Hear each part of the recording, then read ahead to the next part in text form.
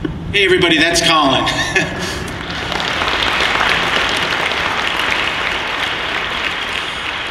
He sure knew how to laugh. He sure knew how to live. Before I begin and share Colin's story, I'd like to share a part of why I'm here, another reason why I'm grateful for St. Jude Children's Research Hospital. But I also want to recognize a special group of people that are here tonight. A year ago, our son Colin passed away at St. Jude on March 17th. And this is a picture from the airport just around the corner at Hancock. Little did I know when we'd be flying in that we would have not only an honor guard, but not just SPD, but first responders throughout the region waiting for us. So before I begin Colin's story, I want to honor and thank a couple members in this audience. There are two members of this honor guard that are here with us. Officer Meskel, Officer Conzella, can you stand up?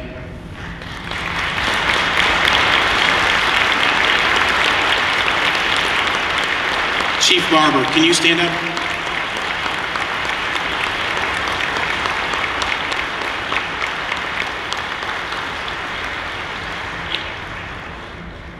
These men are amazing.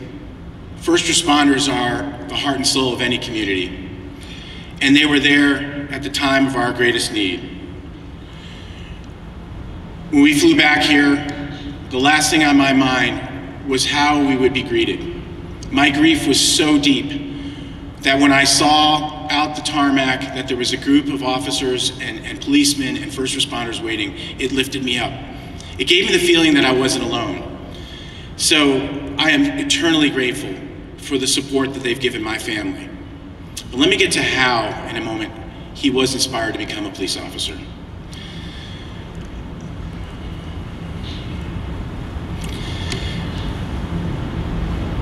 This is a photo, also, that was taken at St. Jude before Colin passed away.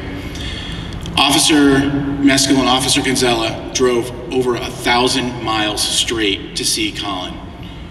If that's not honor, if that's not respect, if that's not the kind of servers we want in our community, I don't know what else is.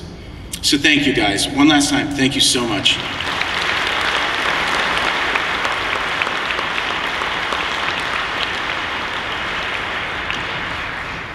And before I begin, if we could just spend a moment of silence, take a moment of silence for all the children who are passing through the doors at St. Jude, and to all those who have lost their lives.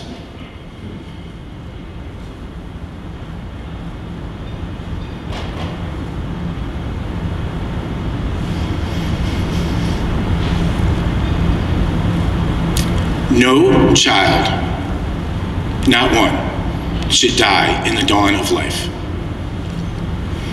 Danny Thomas took that concept and built a hospital around it, and I am eternally grateful. Our son Colin was diagnosed at the age of 2 with brain cancer in New York City. It was 2009. The last thing in my mind was cancer, let alone that my son would be afflicted with a tumor that was threatening his life. Before the summer was out, it was untenable. He had endured 2 brain surgeries, had lost his ability to walk, to talk, to speak. But St. Jude answered the call. They flew him on an air ambulance. The patron saint of lost causes. The hospital is predicated on an idea that if you are out of choices, out of hope, we'll help, we'll try, we won't give up. We arrived there not knowing what to expect. And as the days and months progressed, we were awed by the staff, the doctors, the nurses, the therapists, the people who prepare meals, the people working behind the scenes, the people making it so that we did simply one thing. As Steve and Amy know, that one thing was care and love for our child. They restored our son in a way that I could have never imagined. Within a year, he was walking and talking. Within a year and a half, he was home, laughing. Within 2 years, he was starting kindergarten on time. Within 3 years, we were coming back to this wonderful place we live in, Central New York. This is an amazing place. And I also want to thank some of the folks that are here that helped Colin. Emily, Audrey, Tracy, thank you for your dedication and working for these children. Thank you to all people like you. Thank you.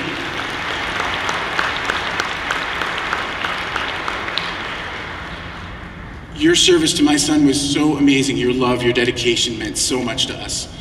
They never gave up on him. They always had a smile. So Colin kind of grew up in rooms like this and in the hospital, watching people tirelessly never give up on their mission to help improve a child's life. They were so dedicated, and as Aria can tell you, the folks from the clinic there, from E-Clinic and from the clinics at the CVS Care Center, they never give up. His physical therapist, his occupational therapist, his speech therapist, they were there for him whenever he needed something. So Colin started walking, he started talking, he went to birthday parties.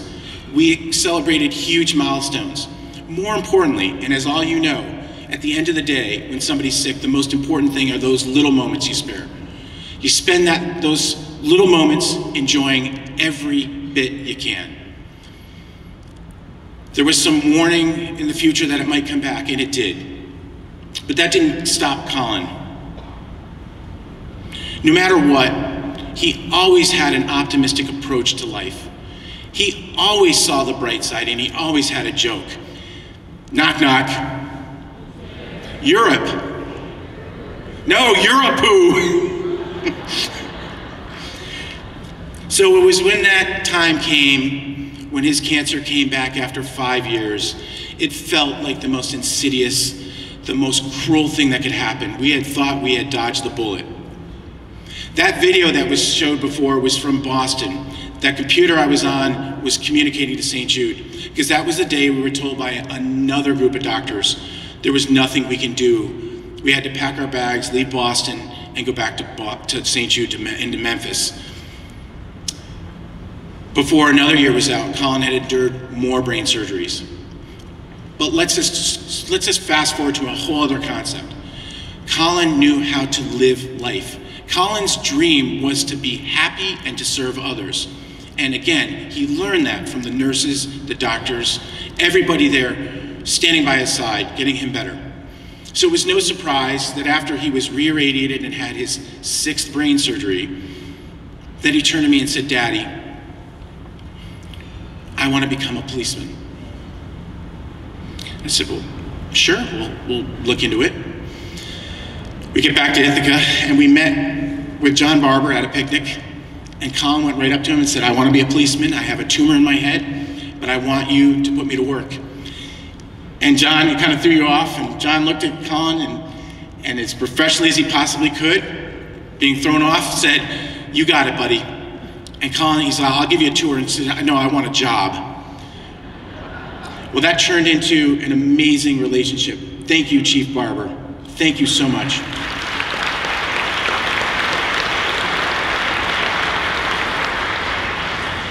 Thank you for taking the time and spending time with a little boy, because I know you got so much out of it. In the beginning, who would have thought that Colin would go on to arrest the Grinch?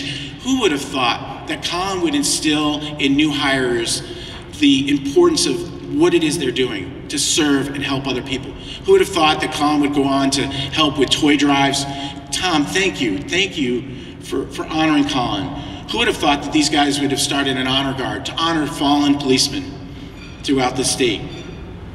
So thank you for stepping up, because I know that it wasn't something that happens every day. You know, and I thank the city for honoring Colin and making him a policeman. He took it very serious. His role was to go in and help change people's lives with a simple message: be happy, love your life, and never give up on yourself and others around you.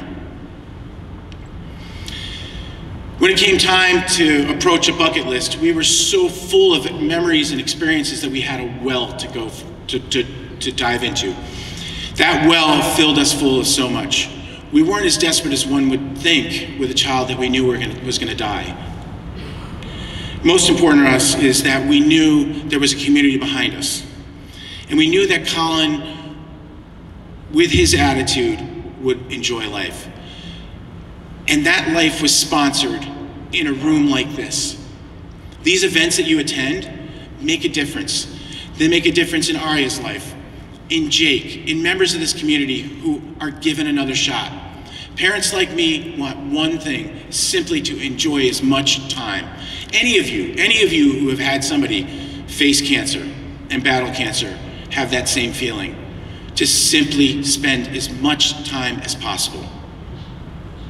So before I end, I will end with some words and concepts that Colin taught me. Together, we can make a difference. Don't give up on the cause. Don't give up on yourselves. Don't give up on the people you love. And don't give up on the children of St. Jude Children's Research Hospital.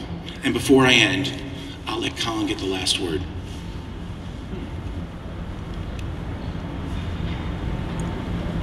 Sorry.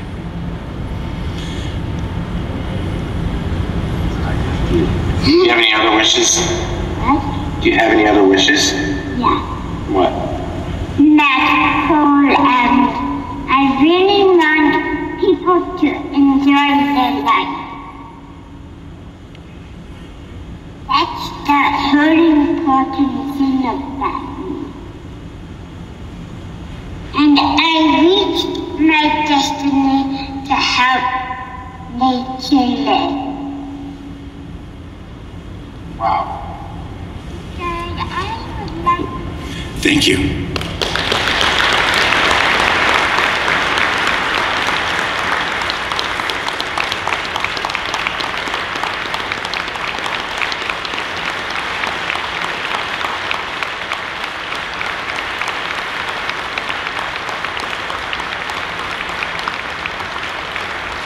Ian and his family are such an inspiration to all of us, and we have a little surprise for you right now.